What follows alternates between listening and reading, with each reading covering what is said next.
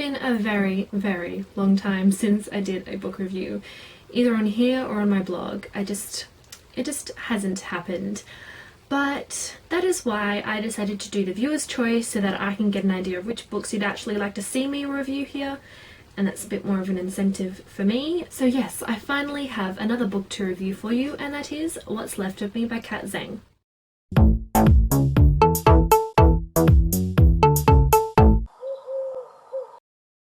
So in this world, a body is born with two souls inhabiting it, and eventually over time one becomes more dominant and the other one eventually fades away. Now in this particular society where Eva and Addie live, having two souls still present is not allowed at all. They are hunted down and they're put into institutions, and they try and get rid of the recessive soul, which is why Eva and Addie have been very secretive about the fact that Eva is still present in the body. For things to begin to happen, they learn that Eva might actually be able to move the body again, gain some sort of control, and things just go downhill. So first I want to start off by saying the concept of this story is very intriguing, and it really gets you thinking about what it'd be like to have two souls in your body. We only know what it's like for us. Our one body has one consciousness, and what would it be like to have two in there?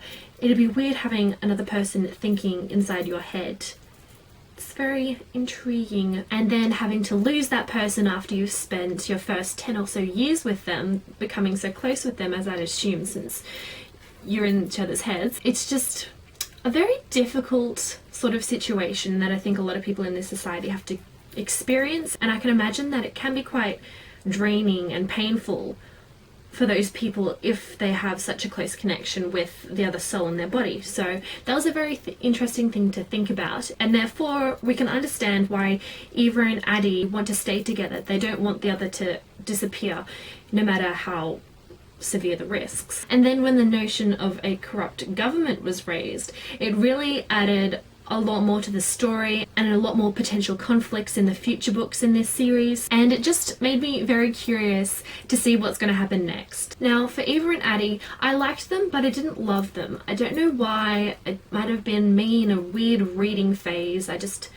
I wasn't loving the characters, but I was very empathetic towards them. I could understand what they were feeling and why. Their emotions were very realistic. For example, how they feel about their situation with Addie being the dominant one. She doesn't want to lose control. She doesn't want to be just a consciousness that can't do anything, just sit there and watch and listen, can't move at all. But then again, she does feel quite guilty about feeling this way, for being selfish about it. And then with Eva, she's been used to her situation for a very long time, and she doesn't want to put Addie in the position of switching their roles, but she longs for the ability to move her body that she's trapped in. She feels like she's in a prison. So these two souls have very conflicting thoughts and feelings about their situation, but it was really realistic, which I thought was really good. And you know what? I went into this book thinking that I probably wouldn't like Addie. I thought she'd be a lot more selfish as the dominant soul, but she wasn't what I expected her to be, which was a very good thing, because I ended up liking her and I liked Eva, so I was able to sympathize with both of them and their situation together. So I thought that was nice.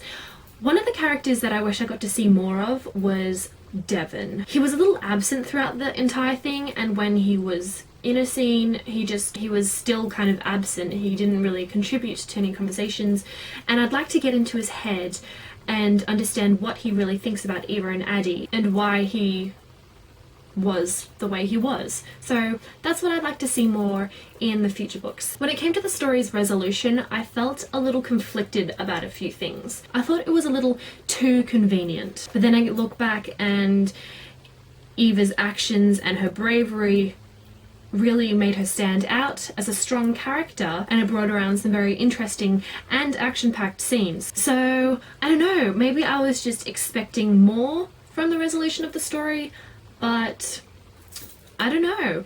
I'm really unsure about what I think about it. So I'll have to dwell on that for a little while. But that's not to say that I didn't like the climax and the ending of the story. I did. I think I wanted more from it than I got. Don't get me wrong, it was still good. So overall, I really liked the world in which this was set in, and getting to know the characters. I think that eventually I will learn to love Eva and Addie more in the future books. And yeah, I'm really looking forward to seeing what happens next in Eva and Addie's journey and how things will go down. And this cover as well, by the way, I love it. And I think it's the perfect cover for this book because we have the two faces in one, just like the two souls in one body. So very, very interesting cover design. But I love it. I think it is so beautiful. So overall, I give this book a 4 out of 5 stars. I really recommend reading it. It was an enjoyable read. So yes, thank you for watching. I hope you enjoyed this review. Let me know what you thought about What's Left of Me if you had read it or if you haven't. Are you interested in reading it at all? Yes, no, maybe so, why not? And just a heads up, my next video is going to be my official bookshelf tour for 2012. So that'll be coming up in a couple of days. I hope you all have a lovely week and I'll see you next time.